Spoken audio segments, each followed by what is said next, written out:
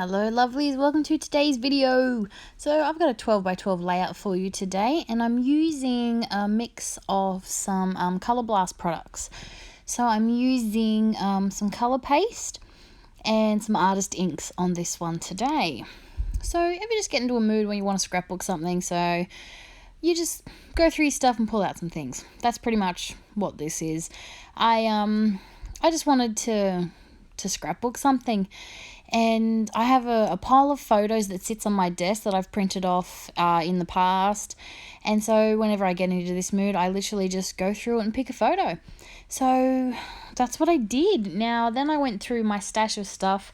The paper is actually from an old Colour Blast collection as well, and this also happens to be a Colour Blast stamp. I was going through all my Colour Blast things. I am on the design team for Colour Blast, and I've done my blog post for this month, but I still like to use some of the products and put a page together and just use all my stuff. Honestly, it's been so long since I've used my colour paste, I just wanted to play with it. So I got out Singin' the Blues and Just Blue, and I wanted to make a little mat around my photo, but then obviously it just wasn't big enough, so I'm just going to extend those areas now, and I'm using a silicone brush to apply the colour paste through my stencil, and I'm just alternating those two colours just because I wanted just a varying little colour. So instead of ending up with just a mask behind my photo, I end up with a bit of a mishmash all over my background, and I have to admit I really like it like that. So very important, you should always clean your stencils straight after using colour paste. I didn't, of course, but it's all nice and dry now and I can just sort of pick it off. But if you really want to look after your things, always texture paste and colour paste, always clean it off. So now what I did is I sprayed first I dried my colour paste. Now the cool thing about colour paste is when you dry it, it looks completely different to what it does in the container. So it's always a good idea to swatch these out. And I have a little book where I've swatched out all my Colour Blast stuff. So I've dried it off, and then I'm going to, I spritzed some water over my background, and then I applied my colour ink, my artist inks. So they come in this really cool dropper bottle, and dropping it on a few areas of the page and then using the water to spread it around. So because I sprayed my background and then spritzed water onto the ink as well, it's wet on wet, and that's how I'm able to blend it and get it to move. Now remember, if you put wet on dry, it's not going to move as much like this, where I do my splats, which is intentional. I don't want these to move. I want them to stay as splats. But if you want it to move, you need some water. So always go wet on wet if you want to move and blend. So then I'm just going to dry these off. This is Marine in the artist ink. So I blot away at my splats as well, because if you dry it in the puddle that it's in, it looks a lot darker, and I do like that marine colour. So I'm just blotting it up a bit just to make it a little bit lighter. I just really like splats. I always add splats to everything I find because I just like the grungy look they add. So this is an old picture, actually. I can't even remember when this was taken, but it's three very different faces. So that's me, my husband, and that's Koopy.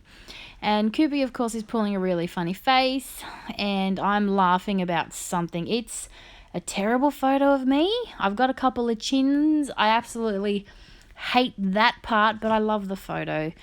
I look at my husband and I just love this photo.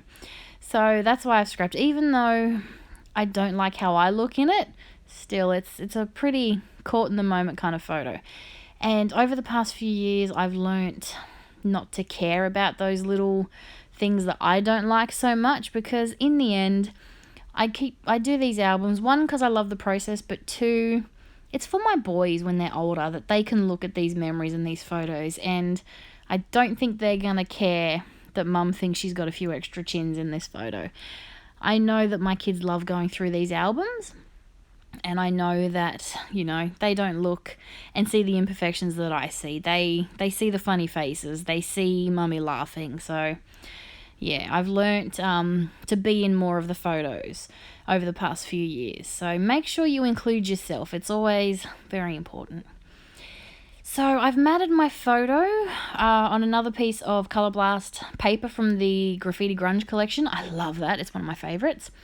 And then I've put it on some navy cardstock. I tried to rip the edges of my cardstock, but I'm not good at that. I'm really terrible at getting a cool ripped edge, but I'm still trying. So because I do this a lot, when I do my mixed media backgrounds, I always struggle with embellishing, wondering, trying to make it work. But I remembered that I have a fair few of these Charms creations, and I thought it might be a good time to start using them.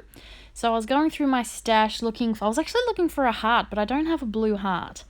So I found this star instead. Yes, I'm weighing it down with some modeling paste just to try and attach it. I have used staples, and I've put some cheesecloth underneath that star. Now, yes, you will notice, you may have realized, no, you did not miss it. I didn't do it. I didn't actually attach my photo to my background before I attached my star. So that star is stapled to my background and glued to my photo, but my photo is not attached to my layout. So I had to quickly go and fix that up. So I just shoved some wet glue under there. I tend to use wet glue if I've used mixed media because it works better. I find double-sided tape not the best on mixed media to hold the layout my photo there, so I will go back and use wet glue. And then I'm just going through and found some phrase stickers that suit this photo. Something, I can't even remember what they say, and it's too small for me to read.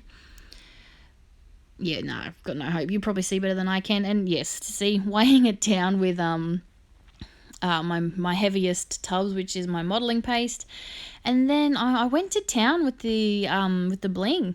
So I've put some hearts in a few areas. I've put I've got my triangle, I've got my title, and I've got my two little clusters with my sticker and my bits of bling and my little hearts. And then I use some white thickers for my title over in the blue area because it pops really nicely over on that blue. And that's it for this layout. So I hope you've enjoyed this process. I sure did, and I'll be back real soon with a new one. Bye for now.